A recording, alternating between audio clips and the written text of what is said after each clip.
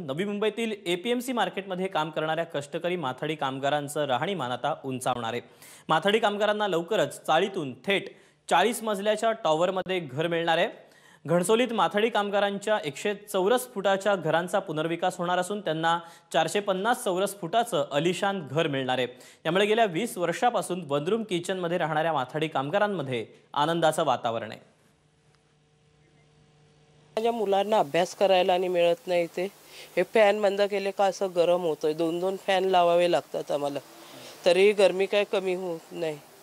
असा खूप त्रास आहे आम्हाला, इथे लिकेज होतं भरपूर। इथे लहान घर आहे कसं आहे?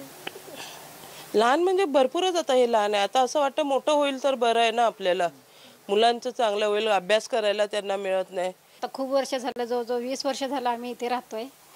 सासू सासरे आहेत, 2-3 मुलं आहेत, आम्ही दोघं नवरा बायको अशी आम्ही 6-7 जण इथे राहतोय। खूप अडचण जागेची ह्याची आणि भरपूर कालापासून चाललंय डेव्हलप होणार, पण आता होतंय त्याचा अतिशय आनंद आहेच। एबीपी माझा, उघडा डोळे बघा नीट।